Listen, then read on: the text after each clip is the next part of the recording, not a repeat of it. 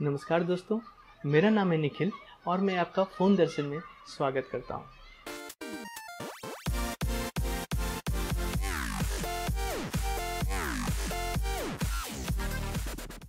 मेरे कुछ सब्सक्राइबर्स ने मुझसे रिक्वेस्ट करी थी कि मैं अपनी वीडियोज़ हिंदी में भी बनाऊँ।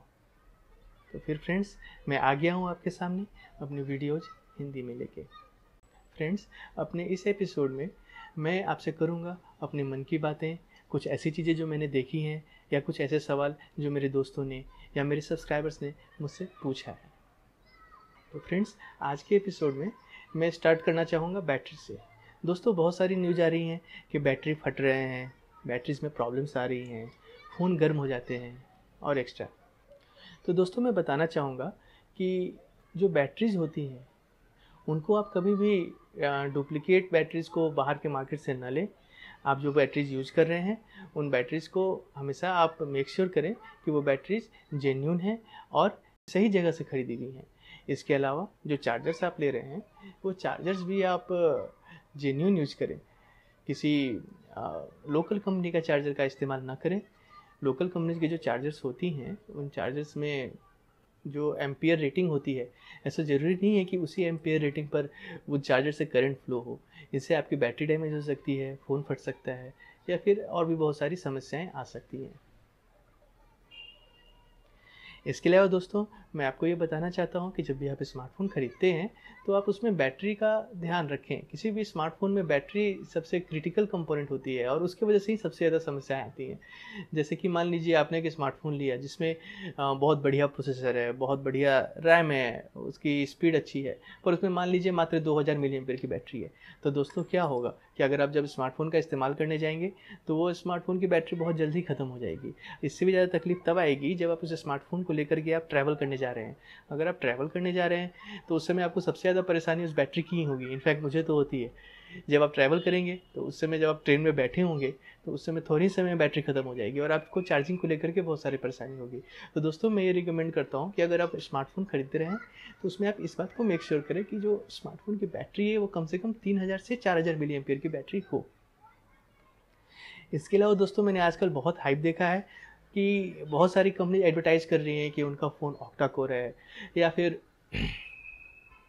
उनके फ़ोन में 4 जीबी रैम है और बहुत सारी मल्टीटास्किंग हो सकती है। तो दोस्तों, मैं यहाँ पर इस मिथ को क्लियर करना चाहता हूँ कि एक ऑक्टा कोर का प्रोसेसर होना या डीका कोर यानी कि 10 कोर का प्रोसेसर होना ये साबित नहीं करता है कि फ़ोन का परफॉर्मेंस बहुत अच्छा होगा। अगर आप फ़ोन लेना चाह रहे हैं तो आप ऐसा फ़ोन लें जिसमें कोर्स कम हो पर प्रोसेसर की क्लॉक स्पीड अच्छी हो, उस फ़ोन का जीपीयू अच्छा हो, ग्राफिक्स प्रोसेसिंग यूनिट अगर अच्छा हो। ये ग्राफिक्स प्रोसेसिंग यूनिट जो होता है वो गेम्स के लिए इस्तेमाल होता है। अगर गेम्स आप चलाते हैं, गेम्स खेलते हैं तो उसमें जो फ्रेम रेट्स होते हैं, जो डिस्प्ले होता है वो जीपीयू के द्वारा हैंडल किया जाता है। अगर फ़ोन में जीपीयू अच्छा हो, प्रोसेसर की क्लॉक स्पीड अच्छी हो, रैम सही हो, तो ये सब चीज़ों का कॉम्बिनेशन मिल करके एक अच्छी परफॉर्मेंस आती है।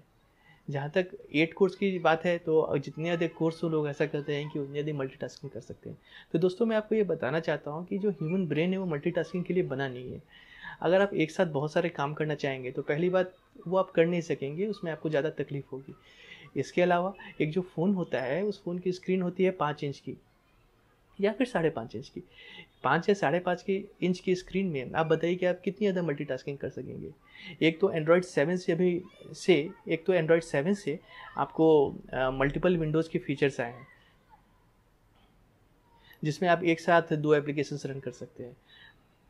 पर फिर भी दोस्तों, मैं आपको ये बताना चाहता हूँ कि एक 5 इंच की स्क्रीन में आप कितने सारे विंडोज़ ओपन कर सकेंगे। ज़्यादा से ज़्यादा आप 2 विंडोज़ ओपन करेंगे, ज़्यादा से ज़्यादा आप गाने सुनेंगे या फिर गाने के साथ में कोई वेब ब्राउजिंग कर लेंगे।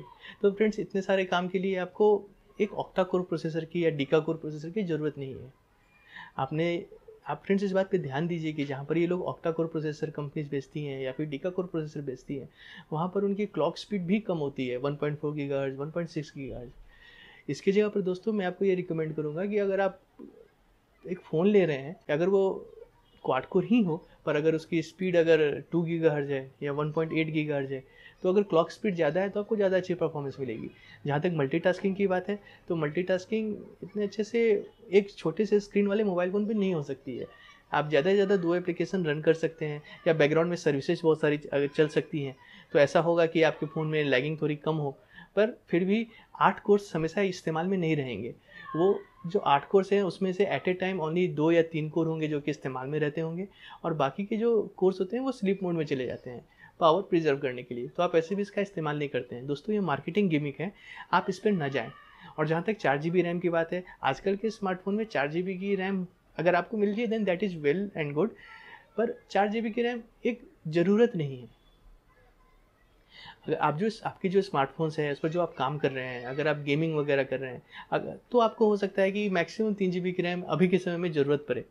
या फिर अगर आपका नॉर्मल यूजेज है, जैसे कि आपको वेब ब्राउजिंग करनी है, ईमेल्स चेक करने हैं, एसएमएस है, फ़ोन कॉलिंग के फीचर्स यूज़ करने हैं, या फेसबुक यूज़ करना है, तो इन सब चीज़ों के लिए अगर आपके फ़ोन में 2 GB की भी रैम हो तो वो बहुत होती है। इतने में भी आपका फ़ोन बहुत अच्छी तरह से चलेगा। एक अच्छे प्रोसेसर का होना भी बहुत ज़रूरी होता है। अगर आपके पास मीडियाटेक का प्रोसेसर है या फिर स्नैपड्रैगन का प्रोसेसर है, तो मैं ये प्रीफर करूँगा कि आप स्नैपड्रैगन के प्रोसेसर को प्रीफर करें। इसके अलावा दोस्तों, मैंने देखा कि बहुत सारे लोगों को गूगल फ़ोटोज़ के बारे में पता नहीं है। दोस्तों, आजकल क्या होता है कि जो हमारे स्मार्टफ़ोन्स हैं उनमें स्पेस की इशू हो जाती है। हमारे जो फ़ोन्स हैं उसके जो कैमरा होते हैं उनके मेगापिक्सल बढ़ते जा रहे हैं, जैसे कि 12 मेगापिक्सल, 13 मेगापिक्सल, आजकल तो 13 मेगापिक्सल एक स्टैंडर्ड हो गया है। तो ऐसे अगर आप इन कैमरा से फ़ोटोज़ लेते हैं तो आपकी जो फ़ोटोज़ होती है उनकी साइज़ 3 MB या 4 MB ऐसे हो जाती है। तो ऐसे केसेस में क्या होता है फ्रेंड्स कि आपकी इंटरनल स्टोरेज बहुत जल्दी बढ़ने लगती है। तो या तो आपको अपने फ़ोटोज़ को खींचने के लिए एसडी कार्ड को इस्तेमाल में लाना होता है, या फिर इंटरनल स्टोरेज से आपको अपनी फ़ोटोज़ को कंप्यूटर पर ट्रांसफ़र करते रहना पड़ता है, ताकि आपके इस फ़ोन में स्पेस बची रहे। अगर दोस्तों मान लीजिए आपके पास 16 GB का एक आईफ़ोन है, तब तो आपको स्पेस की बहुत ज़्यादा प्रॉब्लम आएगी। तो दोस्तों, इन सब चीज़ों को रिज़ॉल्व करने के लिए मैं आपको रिकमेंड करता हूँ कि आप गूगल फ़ोटोज़ सॉफ्टवेयर का इस्तेमाल करें। गूगल फ़ोटोज़ का जो सॉफ्टवेयर है ये गूगल के द्वारा बनाया गया है, और ये क्या करता है कि आप जो भी फ़ोटोज़ वगैरह लेते हैं इसका ये ऑटोमेटिक बैकअप करता है। और इस सॉफ्टवेयर को मैं आपको रिकमेंड इसीलिए कर रहा हूँ क्योंकि क्या होता है कि ये जो सॉफ्टवेयर है इसमें गूगल के द्वारा आपको अनलिमिटेड फ़ोटो स्टोरेज प्रोवाइड की जाती है अगर आप स्टैंडर्ड फ़ोटोज़ के साइज़ पर अपलोड करें। कहने का मतलब मेरा दोस्तों ये है कि जो फ़ोटोज़ होती हैं उनका बाय डिफ़ॉल्ट साइज़ बहुत बड़ा होता है। तो अगर आप एक्चुअल फ़ोटो साइज़ को अपलोड करेंगे तो फिर गूगल फ़ोटोज़ में जो 15 GB की फ्री स्पेस प्रोवाइड की जाती है उसके अगेंस्ट वो फ़ोटो की साइज़ काउंट होगी। पर अगर आप गूगल ने जो स्टैंडर्ड साइज़ डिफाइन करके रखी है उस स्टैंडर्ड साइज़ पे अगर आप फ़ोटोज़ को अपलोड करते हैं तो क्या होगा कि गूगल के द्वारा आपको अनलिमिटेड फ़ोटो स्टोरेज प्रोवाइड की जाएगी। दोस्तों, ये बहुत बड़ा बेनिफिट है। इससे आपको फ़ायदा ये होगा कि आपकी जितनी भी फ़ोटोज़ आप ले रहे हैं वो अपने आप गूगल के सर्वर्स पे अपलोड हो दी जाएगी, और अगर आपका फ़ोन खो गया, चोरी हो गया, कुछ भी हुआ तो आपकी फ़ोटोज़ हमेशा सेफ रहेंगी गूगल के सर्वर्स पर। इसके अलावा गूगल फ़ोटोज़ में एक और फंक्शनैलिटी है जो ये कहती है कि अगर आपकी फ़ोटोज़ का बैकअप हो गया हो तो उस फ़ोटो को लोकल स्टोरेज से डिलीट कर दिया जाए। तो इससे फ़ायदा ये होगा कि आपने जो फ़ोटोज़ खींची, गूगल फ़ोटोज़ का जो सॉफ्टवेयर है वो उसको क्या करेगा कि उस फ़ोटो को सर्वर्स पे अपने अपलोड करेगा और आपके फ़ोन के लोकल स्टोरेज से वो डिलीट कर देगा। इससे क्या होगा कि आपके फ़ोन में स्टोरेज स्पेस जो है वो बहुत ज़्यादा बचेगा, जो कि फ़ोटोज़ की वजह से कंज्यूम हो रहा था, और आपके फ़ोन में फ्री स्पेस ज़्यादा बरकरार रहेगा। तो दोस्तों, मैं आपको रिकमेंड करता हूँ कि गूगल फ़ोटोज़ को आप डाउनलोड करें। यदि आपके पास आईफ़ोन है या एंड्रॉयड है, आप इन दोनों केसेस में गूगल फ़ोटोज़ को डाउनलोड करें और उसको इस्तेमाल करें। इससे आपको आपकी फ्री स्पेस बचेगी और आपके फ़ोटोज़ बैकअप रहेंगे, सुरक्षित रहेंगे। इसके अलावा दोस्तों, मैंने सुना अपने दोस्तों से कि कुछ फ़ोन्स में मिथ्स है, कुछ बैटरी से रिलेटेड मिथ्स हैं जो मैं आपको क्लियर करना चाहता हूँ। मेरे कुछ फ्रेंड्स ऐसा बोलते हैं कि फ़ोन को आप चार्ज करते हुए इस्तेमाल नहीं कर सकते, उससे हो सकता है कि फ़ोन फट जाए। तो दोस्तों, मैं आपको ये बताना चाहता हूँ कि इससे फ़ोन फटता नहीं है। अगर आप फ़ोन को इस्तेमाल भी कर रहे हैं और साथ में चार्ज भी कर रहे हैं तो इससे फ़ोन गर्म ज़रूर हो सकता है, लेकिन वो फटेगा नहीं। पर फिर भी मैं आपको ये कहूँगा कि अगर आपका फ़ोन इतना गर्म हो रहा है कि आपको उसको होल्ड करने में परेशानी हो रही है, तो आप उस फ़ोन को चार्ज पे लगा के छोड़ दें, या फिर उसको कुछ समय के लिए इस्तेमाल ना करें। इसके अलावा फ्रेंड्स, एक और मिथ मैंने सुना है। एक मेरा दोस्त था, वो क्या करता था कि वो उसका ऐसा कहना था कि रात को फ़ोन को चार्ज पे लगा के वो नहीं सोता है क्योंकि उससे फ़ोन फट सकता है। दोस्तों, मैं आपको ये बताना चाहता हूँ कि ऐसा कुछ भी होता है नहीं। आप फ़ोन को ओवरनाइट चार्ज पे लगा कर सो सकते हैं। हमारे फ़ोन्स में ऐसा इंटरनल मैकेनिज़्म होता है जो कि चार्जिंग को 100% होने पर स्टॉप कर देता है और फ़ोन की बैटरी फर्दर चार्ज नहीं होती है। तो दोस्तों, आप बिल्कुल इत्मीनान से अपने फ़ोन को चार्ज पे लगा के रात को सोया करें। आपके फ़ोन में कोई भी प्रॉब्लम या आपकी बैटरी में कोई भी प्रॉब्लम नहीं आएगी। इसके अलावा फ्रेंड्स क्या है कि मैंने देखा है कि आजकल फ्लिपकार्ट का बिग बिलियन सेल आ रहा है, अमेजन का ग्रेट इंडिया सेल आ रहा है, या फिर स्नैपडील का के सेल्स वगैरह भी आ रहे हैं फेस्टिवल सीजन्स में। तो इसमें मैं दोस्त आपको कहूँगा कि आप आंख बंद करके ख़रीदारी ना करें। आप जो भी सामान खरीदने जा रहे हैं उसके प्राइस के बारे में और उसकी प्राइस की हिस्ट्री के बारे में पहले पता करें। बहुत सारे सेलर्स ऐसा कर रहे हैं कि वो जो सामान है उसकी प्राइस को बढ़ा करके ऐसा बोल रहे हैं कि वो सामान डिस्काउंट पर है और वो बेच रहे हैं, और बहुत सारे लोग उनके इस ट्रिक में आ जाते हैं और सामान को ज़्यादा महंगा और ज़्यादा पैसा देकर खरीद लेते हैं।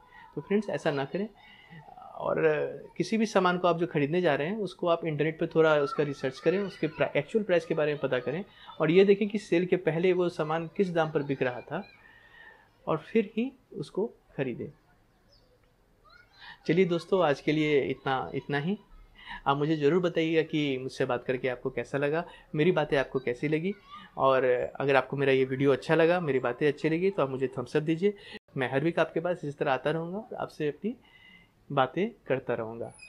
बहुत बहुत धन्यवाद दोस्तों, आपका दिन शुभ हो।